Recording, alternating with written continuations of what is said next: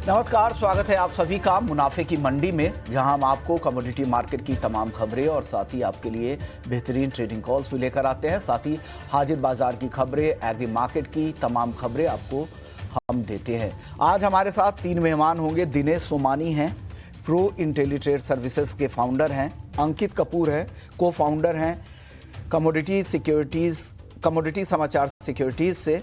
और साथ ही आगे हमारे साथ अनूप जी होंगे, जो नॉन बासमती राइस के एक्सपोर्टर हैं नागपुर से। उनसे हम पूछेंगे कि राइस मार्केट का क्या चल रहा है।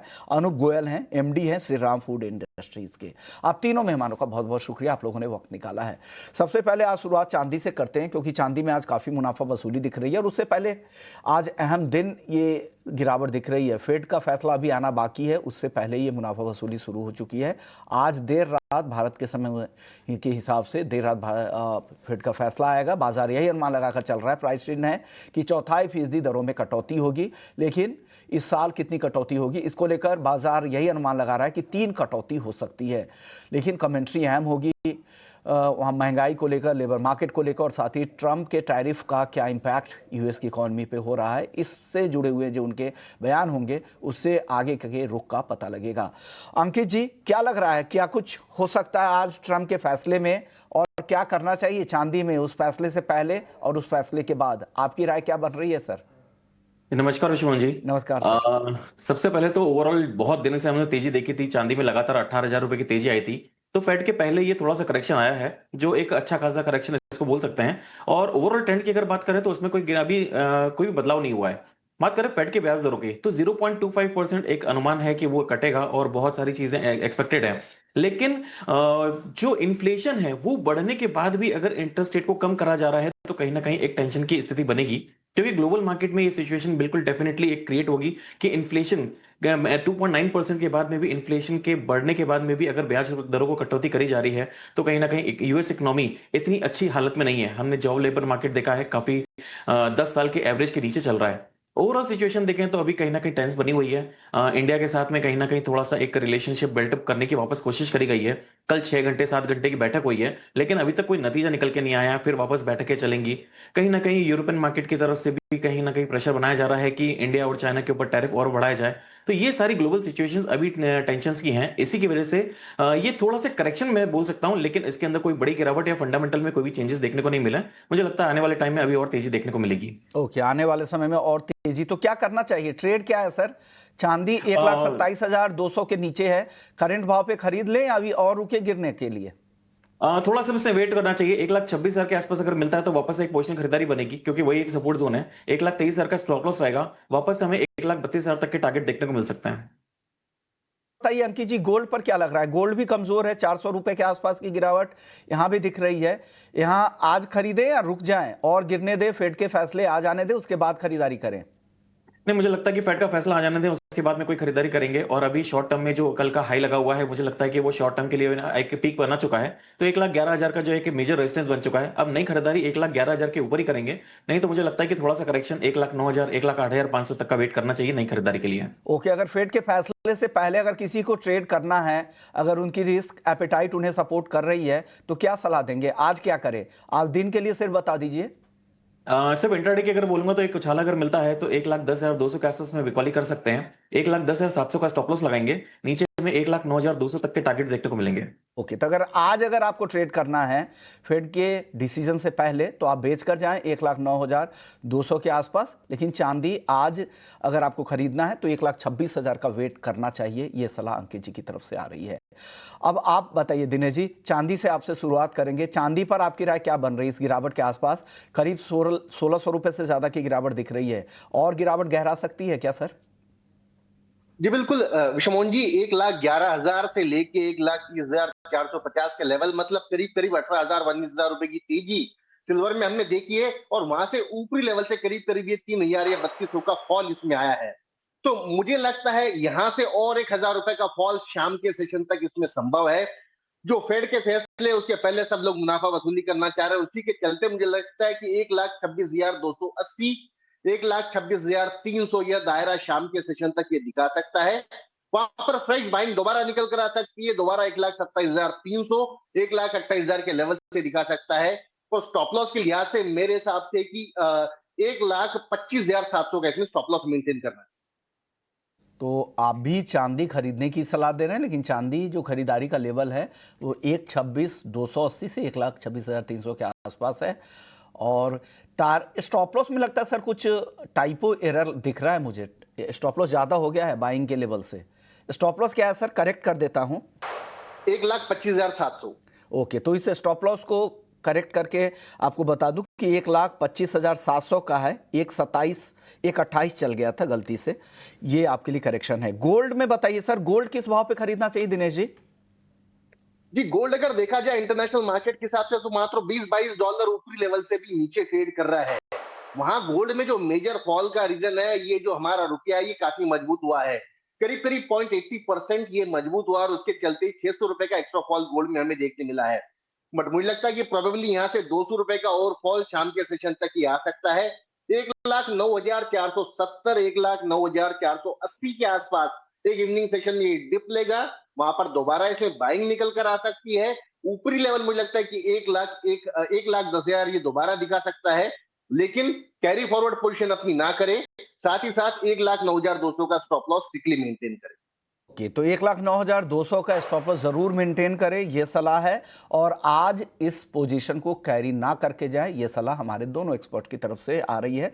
तो आपकी कॉल बाइंग कॉल है, उनकी कॉल सेल कॉल थी, थोड़ी कॉन्ट्रा कॉल यहाँ पर आ रही है गोल्ड को लेकर, लेकिन चांदी दोनों एक्सपर्ट्स डिप पे बाइंग की सलाह दे रहे हैं। लेवल नोट कर ले, कैरी नहीं करना है। जो भी इंट्राडे के लिए कॉल है वो आज के लिए सिर्फ दी गई है। चलिए अब कच्चे तेल की बात करते हैं। 3 दिनों की गिरावट पर, तेजी पर ये पॉज लगा है कच्चे तेल में। आज हल्की नरमी दिख रही है। ब्रेंट क्रूड का भाव $68 के नीचे दिख रहा है।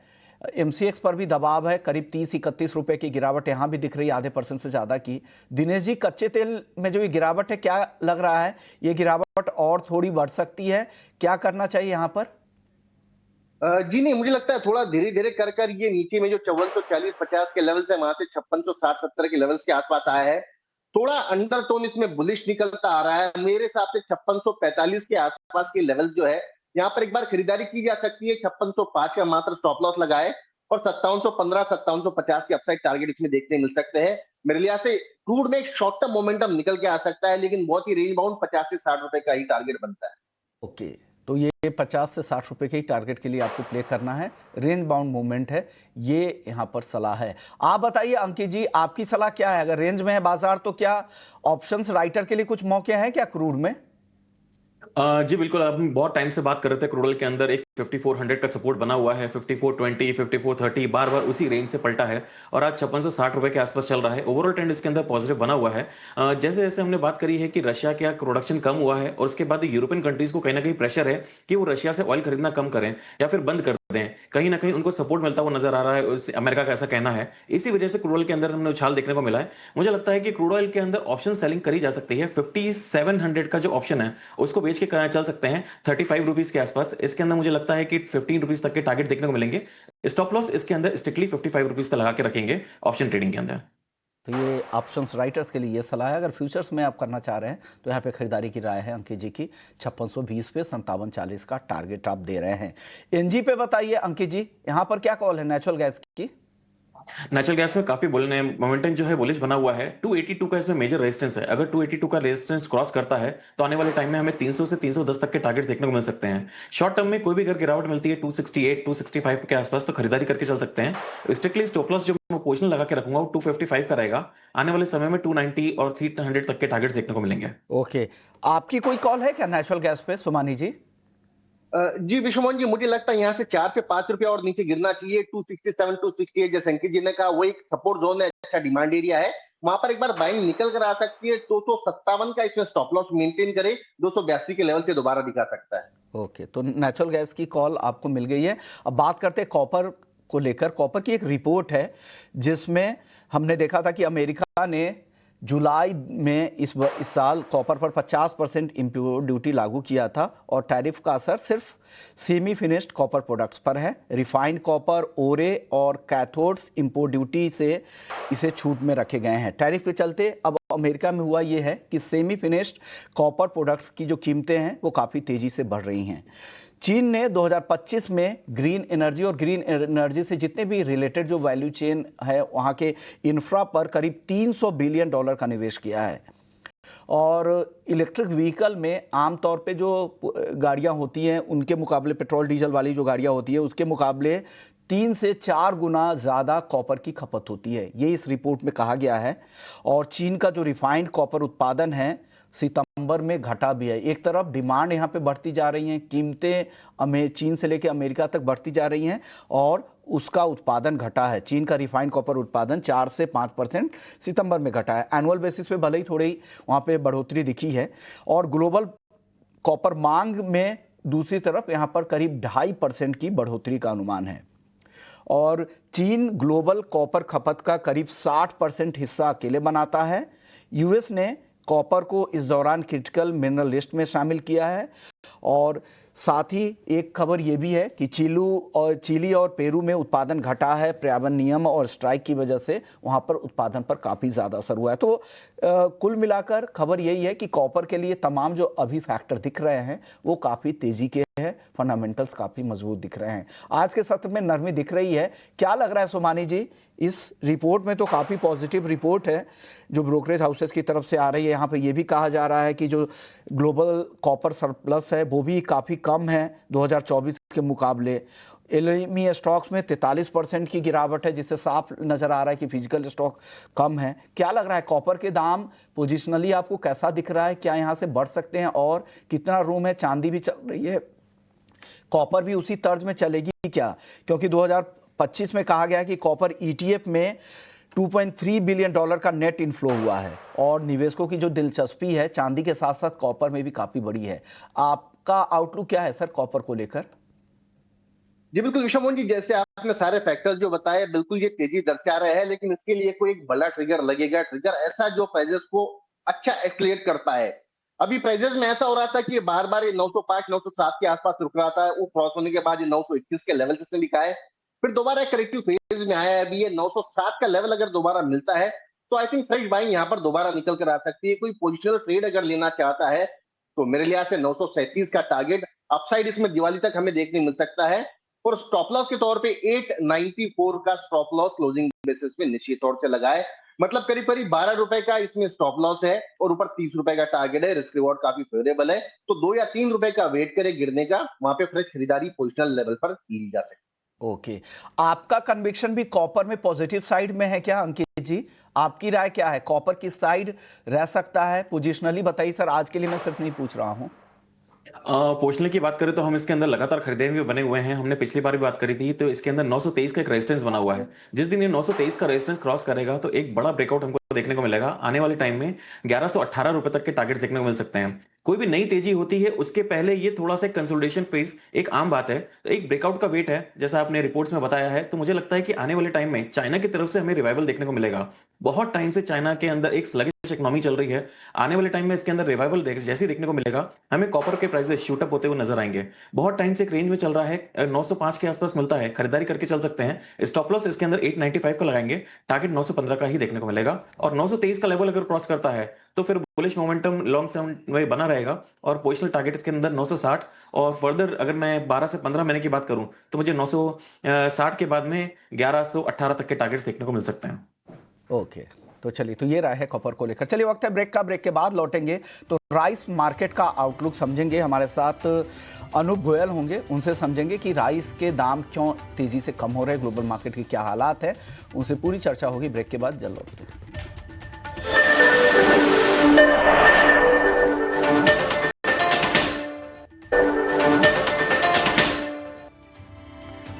ब्रेक के बाद आपका स्वागत है। आप देख रहे हैं मुनाफे की मंडी और एक अहम खबर आ रही है। सेबी की तरफ से इस बात को लेकर विचार चल रहा है कि नॉन कैश जो सेगमेंट है, जैसे कैश सेटल कॉन्ट्रैक्ट आमतौर पे क्रूड और नेचुरल गैस ही है एमसीएक्स के, बाकी डिलीवरेबल कॉन्ट्रैक्ट है जिसमें एफपीआई की भागीदारी नहीं है, लेकिन जो नॉन एग्री में नॉन कैश सेटल कॉन्ट्रैक्ट पर भी विचार चल रहा है कि एफपीआई की एंट्री दी जाए।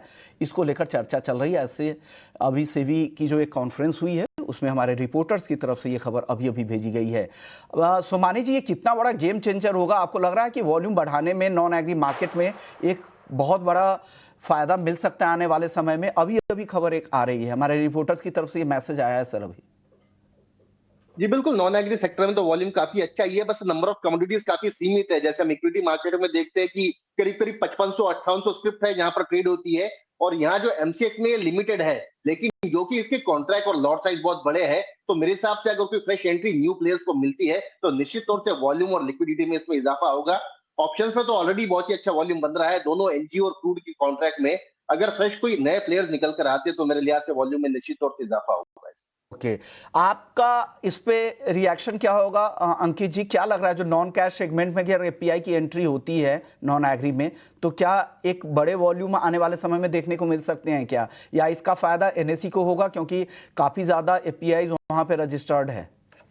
अभी अभी अगर देखें तो एमसेक्स के अंदर जैसे ही न्यूज आई है उसके बाद में 200 रुपए जो स्टॉक है उसके अंदर हमको तेजी देखने को मिली है। तो डेफिनेटली कहीं ना कहीं ये बेटर मूव है और यहाँ पे वॉल्यूम्स भी काफी अच्छे देखने को मिलेंगे। और आने वाले टाइम में जो कमोडिटी मार्केट काफी एक अंडररेटेड रहा है उसको भी एक बूस्ट मिलेगा। जैसे कि अभी सर ने बताया कि इसके अंदर आने वाले टाइम में एक वॉल्यूम की जो है वो क्रिएट होता हुआ नजर आएगा और बूस्ट मिलेगा। डेफिनेटली आने वाले टाइम में हमें देख सकते हैं कि जो कमोडिटी मार्केट है ऑप्शंस के अंदर या फिर गोल्ड सिल्वर जो कमोडिटीज थोड़ी सी कम है, आने वाले टाइम में ये भी बढ़ती हुई नजर आएंगी। दिनेश जी, आखिरी सवाल आपसे होगा जीरे को लेकर। जीरे में क्या लग रहा है सर यहाँ से? जीरे में दो फैक्टर है सर। 14,000-15,000 बोरी के अराइवल्स है जो प्राइसेस को बढ़ने से रोक रही है, और साथ ही साथ जो डिमांड है सामने त्योहारी सीजन की डिमांड है वो निरंतर बाइंग बढ़ाते जा रही है और प्राइसेस को घटने नहीं दे रही है। बट मेरे हिसाब से डिमांड जो है सप्लाई को सरपास करेगी मौजूदा स्तर पर। 19,600 के आसपास जीरा बाय करना चाहिए, 20,400 का लेवल समय दिखा सकता है, और 19,100 का इसमें स्टॉप लॉस मेंटेन करना चाहिए। ओके, तो ये खबर है जीरे को लेकर। जीरे में 20,400 के टारगेट के लिए आप खरीद सकते हैं 19,100 का। आप दोनों मेहमानों का बहुत बहुत शुक्रिया। चलिए राइस की खबर दे देते कि चावल की कीमतें 8 साल के निचले स्तरों पर आ गई हैं। ग्लोबल लेवल पर चावल की कीमतें में लगातार गिरावट चल रही है, जबकि भारत और पाकिस्तान दोनों देशों में बाढ़ से, बारिश से फसलों को नुकसान हुआ है। उसके बावजूद यहां पर ग्लोबल मार्केट में चावल की पर्याप्त सप्लाई है। भारत की बात करें तो यहां पर रिकॉर्ड स्टोरेज है और 2025 के लिए चावल कीमत का जो अनुमान लगाया गया है फिश की जो विंग है उसकी तरफ से, वो है करीब करीब $14 से घटकर $12.8 के आसपास का। यूएसडीए के मुताबिक ब्राजील और कोलंबिया में भी चावल का उत्पादन बढ़ा है और ग्लोबल चावल खपत में आगे कमी का अनुमान है। यानी खपत कम हो रही है, उत्पादन बढ़ रहे हैं, सप्लाई पर्याप्त है, और यही वजह है कि ग्लोबल सप्लाई की कीमतें, ग्लोबल मार्केट में चावल की कीमतें लगातार घट रही हैं। इसी नोट पर मुनाफे की मंडी को ही समेटेंगे। ब्रेक के बाद आपके लिए लेकर आएंगे एफएनओ जंक्शन। जल्द लौटते हैं।